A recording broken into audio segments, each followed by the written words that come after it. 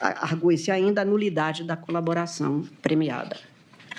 Eu também estou rejeitando, presidente, e aqui, depois de examinar, não apenas naquele primeiro momento de recebimento de denúncia, em que ficou resguardado o direito de que voltaríamos a todo acesso, mas o nobre advogado, ou os nobres advogados do colaborador, foram definitivos, porque o dado principal do que se alegou foi que não teria havido voluntariedade.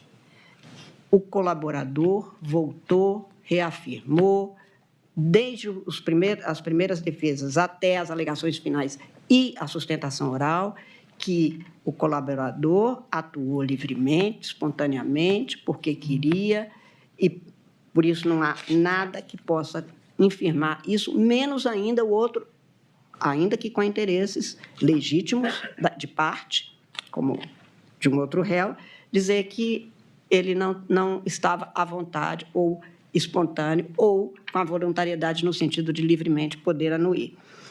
Fosse isso, ele teria tido todas as oportunidades em que esteve perante os julgadores, perante os órgãos de investigação, que estava sempre com seus advogados, estava sempre questionado sobre isso e reiterava a sua vontade de colaborar. Portanto, não consta dos autos, absolutamente não consta dos autos, que haveria algo a macular a colaboração premiada, no sentido de que não estaria presente a voluntariedade. Aliás, a última vez foi da tribuna, semana passada, em que ele disse que ele livremente, voluntariamente, quis fazer a colaboração. Também não vi nenhuma razão para se dizer que isso teria ficado demonstrado, porque houve muitas idas e vindas e porque o que se teve e que a Procuradoria mesma afirma, neste ponto, é que foi chamado mais de uma vez e o ministro relator, de novo, voltou a este tema, no sentido de que todas as vezes que precisou de esclarecimento, foi chamado e devidamente afirmado que ele queria e apresentou o que tinha. E não é possível se dizer, presidente, que uma pessoa que fez uma vida toda numa corporação sujeita a uma hierarquia, mencionar atos obviamente ilícitos de seus superiores não é tarefa fácil mesmo. É preciso que a gente veja tudo isso com a humanidade que é própria do que estamos fazendo, lidar com atos praticados por seres humanos com todos os seus limites, desde que isto não contamine aquilo que é o comportamento que se espere.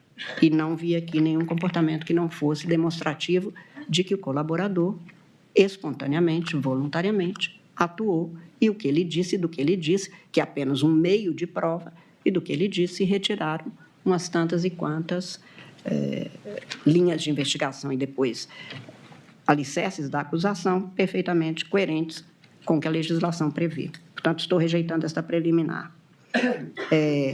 Alegação também como preliminar, de nulidade do processo por participação, pelo indeferimento de participação nos interrogatórios, voltei a todos os documentos, estou transcrevendo, presidente. Acho que muito diferente do alegado, pelas defesas, o ministro deferiu a participação nas audiências de instrução na forma pedida, como ouvinte, estava expresso, pelo menos como ouvinte, e foi deferido desse jeito. Então, não há muito o que se dizer.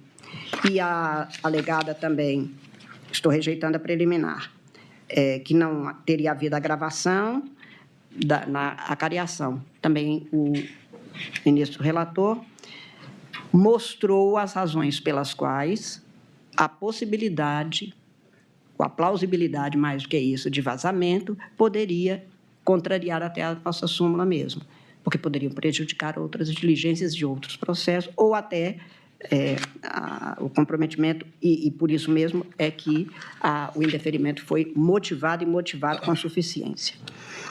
Alegou-se também violação ao sistema acusatório e ao direito ao silêncio. O sistema acusatório nós já até examinamos também em outras ocasiões e já refutamos. Quanto ao direito ao silêncio, foi respeitado como se mostrou. Constou o registro das questões que seriam feitas e assegurado que ele não responderia, como é próprio do direito constitucional, o direito ao silêncio. O direito ao silêncio para não fazer prova contra si mesmo. E isto foi devidamente assegurado, então realmente não tinha nenhum sentido esta preliminar que foi arguída.